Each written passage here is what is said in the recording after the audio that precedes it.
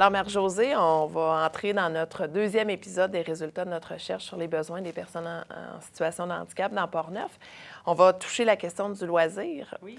Donc, j'aimerais te demander, à ton avis, le pourcentage de notre échantillon des participants au questionnaire qui ont répondu qu'ils participaient à des activités de loisirs moins d'une fois par mois ou jamais. Si je pense à de la mobilité réduite, je pense que le pourcentage doit être assez haut. Peut-être un 65 %. Absolument. Donc, on n'est pas loin de là. On est 62 % des personnes de l'échantillon, donc à la fois des proches aidants qui ont parlé de leurs proches en situation de handicap ou des personnes qui ont des incapacités elles-mêmes. Donc, 62 % des gens qui participent pratiquement jamais, finalement, à des activités de loisirs. Comment ça te fait réagir? Bien, ça me lève un petit drapeau rouge, hein, parce que les loisirs, c'est pour la lutte à l'exclusion sociale. Hein. On veut que les gens socialisent, puis qu'ils fassent des activités pour bouger aussi, pour garder leur capacité qu'ils ont déjà. C'est qu'il va falloir probablement essayer de découvrir qu'est-ce qu'ils ont besoin pour sortir puis pour participer à des activités de loisirs. Là. Ouais. Puis une question qu'on a posée aux gens, c'est est-ce que vous aimeriez en faire davantage? Hein? Parce que si les gens ne font pas de loisirs et qu'ils n'en ressentent pas le besoin, bon, c'est pas problématique en soi, mais on a appris là, que 68 % des personnes qui ont répondu au questionnaire ne font pas autant de loisirs qu'elles le désireraient. Puis qu'il y a 88 % là, qui identifient des obstacles, justement, à la réalisation de leurs loisirs. J'aimerais t'entendre là-dessus. Qu'est-ce que tu nommerais, toi? Qu'est-ce que tu vois comme obstacle là, à partir de ton expérience? C'est sûr que si on dit que c'est des activités de loisirs adaptées à du régulier et non on ne dit pas une activité de loisir adaptée. Des fois, il y a le lieu qui n'est pas adapté, le matériel ne peut pas l'être aussi, ou les personnes qui enseignent n'ont pas nécessairement les connaissances ou être capables d'adapter l'activité à une personne qui vit avec une incapacité. Moi, je pense que ça peut être les obstacles dans les loisirs dits réguliers. Absolument. Donc, ce qu'on a répertorié, là, tu as nommé déjà dans ce qu'on a répertorié, tu as nommé des choses. Il y avait aussi le coût. Le coût à la fois pour se déplacer, s'inscrire, pour acheter de l'équipement qui peut être un peu plus spécialisé. On sait que les personnes en situation de handicap, elles sont statistiquement parlant, en fait, c'est démontré, puis humainement parlant aussi, bien entendu, là, plus démunies là, que les personnes sans incapacité. Donc, ça peut avoir un impact que l'accès sur le plan socio-économique. On a parlé aussi de l'absence de toilettes adaptées, de stationnement réservé, etc. Ça, on l'a déjà nommé en parlant d'accès. L'absence de personnel, hein, parfois il manque de monde. Donc, en plus de manquer de monde qui connaissent la situation, qui peuvent bien réagir, avoir des comportements adéquats, là, parfois il manque de gens. Puis, il y a la question de l'accompagnement. Hein, qui est encore là, pas toujours simple. C'est pas une solution miracle d'être accompagné d'un proche, puisqu'il faut avoir des proches qui sont disponibles. Puis on a parlé déjà du fait qu'il faut toujours demander. À ton avis, quel est le type, là, quand ils y ont accès au loisir, là, quel est le type d'activité que peuvent faire les personnes dans la MRC là, qui sont en situation de handicap? Encore là, moi, je vais diviser un peu les... je pense que les personnes qui vivent en situation d'handicap physique vont se retrouver plus avec des activités individuelles avec leur famille, aller au restaurant, plus des choses comme ça. Quand on parle de déficience intellectuelle, bien, c'est plus des activités de groupe, des sorties qui sont encadrées dans des activités spécifiques. Moi, je pense que c'est comme ça que ça se...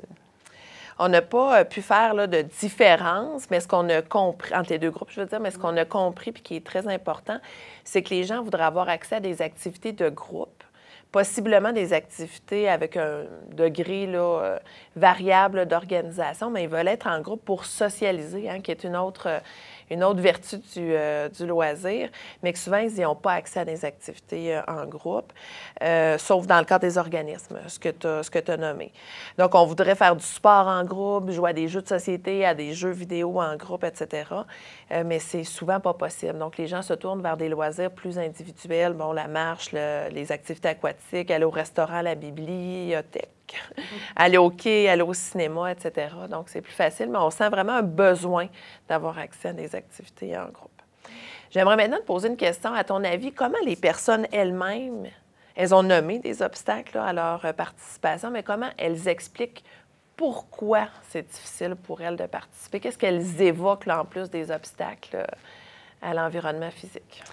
Bien, je pense que c'est leur incapacité elle-même qu'elles doivent évoquer. Oui, absolument. Ça nous ramène à la question de l'individualisation. Hein? Donc, finalement, là, quand on va chercher à expliquer un problème d'accès, on va d'abord penser, bon, c'est la faute de mon incapacité, c'est parce que c'est trop compliqué, j'ai de la misère à y aller, etc. Ça ne devrait pas être ça.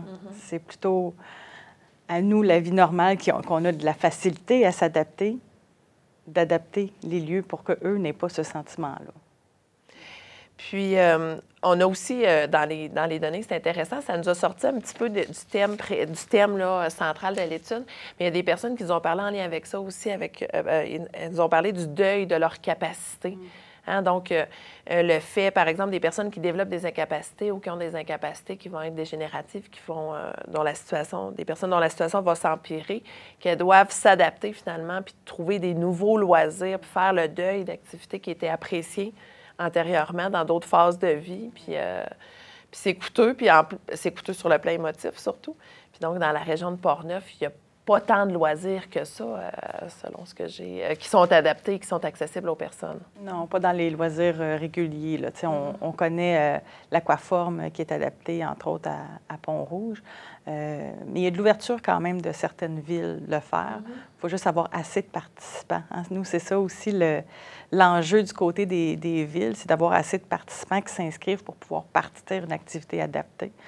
Ou sinon, l'autre solution, c'est de partir une activité adaptée, mais qui peut inclure des personnes dites normales. Je pense au hockey-luge, où il va peut-être en avoir juste une ou deux personnes qui va vraiment avoir besoin de la luge, mais que les autres vont toutes être en luge pareil. Donc, il y aurait cette possibilité-là. Super. Puis, de façon à améliorer l'accès aux loisirs, est-ce que tu verrais des pistes de solutions? J'aimerais beaucoup, parce que je le sais qu'entre autres, les organismes font beaucoup, ils font avec ce qu'ils ont, dans l'ère il manque du personnel partout, c'est pas évident non plus, c'est du service qui est offert, hein? Puis pour offrir du service, il faut du monde pour l'offrir, puis là, présentement, on est en pénurie de main-d'œuvre, fait que ça, c'est un petit peu le défi et le combat de tous et chacun là, pour pouvoir offrir davantage. Sinon, bien, c'est de la sensibilisation, là, beaucoup, sensibilisation des villes, de la MRC là, pour partir des loisirs adaptés. Bien, justement, une des principales idées de solutions qu'on a recensées dans nos travaux, c'est l'idée qu'il y ait un travail qui soit fait de concertation des villes, des municipalités, qu'il y ait un travail d'uniformisation des services qui sont offerts, notamment par rapport à l'acceptation partout de la carte d'accompagnateur ou d'accompagnatrice. Peux-tu nous en parler de cette carte-là? Oui, bien oui, en fait, c'est une carte qui existe à Québec, dans le Québec. Oui. C'est la carte d'accompagnement loisir. Ça fait que la personne qui accompagne la personne qui vit en situation de handicap n'a pas besoin de payer son accès. Parce que sinon, ça implique que la personne qui paye son accès ne pourrait pas avoir accès à l'endroit. Donc, c'est ça. C'est une carte qui fait un free pass, excusez-moi de l'anglais, là, pour laisser passer l'accompagnateur partout. Il l'accepte vraiment à beaucoup, beaucoup d'endroits. Mais effectivement, s'il pouvait l'accepter partout, ça faciliterait le fait que les gens se présenteraient, iraient. C'est un stimulant encore plus pour aller... moi, je l'ai pour ma fille, puis je l'utilise partout, puis je vérifie avant si la carte est acceptée avant de me déplacer, parce que c'est quelque chose qui est facilitant. Fait qu'au lieu de payer 2 entrées, tu en payes une. Très bien. Puis donc, on parlait aussi peut-être de voir la possibilité entre les municipalités d'avoir une offre commune de loisirs, etc. Par ailleurs, par rapport aux solutions, bien, que les municipalités se parlent davantage, ça ne règle pas le problème du transport. On va en reparler dans un épisode subséquent, donc d'améliorer le système de transport. Aussi qu'il y ait de l'information plus accessible sur le loisir, soit adapté, soit le loisir général, mais qui est prêt à faire des accommodations là, pour permettre la participation des personnes. Parce que les gens nous disent que c'est comme une quête sans fin, hein, d'appeler, de voir est-ce que c'est possible d'accepter mon enfant, de m'accepter moi, etc. Donc, pourquoi pas avoir une ligne téléphonique ou une intervenante du CIUS là, qui puisse jouer ce rôle-là de pivot, hein, de donner de l'information. Puis on avait aussi en lien peut-être avec le loisir comme aussi possibilité de répit hein, pour des proches aidants, quand les enfants, quand les proches aidés sont dans des activités de loisirs, c'est une occasion de répit. Mais des fois, quand le transport est compliqué, quand l'inclusion est compliquée, ça ne se transforme pas en répit, ça se transforme en cauchemar. Donc, il y a des proches aidants qui nous disent que ça serait intéressant de mieux connaître, valoriser leur rôle et leurs besoins là, en lien avec le loisir des personnes en situation de handicap. Oui, tout à fait, parce que souvent, si c'est une activité qui dure juste 2 heures ou 3 heures, bien, le transport, si tu pars du fin fond de l'Ouest, bien, le temps de t'en venir, c'est, mettons, 45 minutes à aller, 45 minutes à revenir, puis tu viens les rechercher. Fait que tu viens de perdre 3 heures de transport pour 2 ou 3 heures d'activité, là, c'est sûr. Mais encore comme une fois, je dis, il faut qu'il y ait le financement qui suive pour qu'on puisse offrir davantage d'heures là, aux personnes qui vivent en situation de handicap dans leurs loisirs. Merci, Mère Josée. Ça fait plaisir.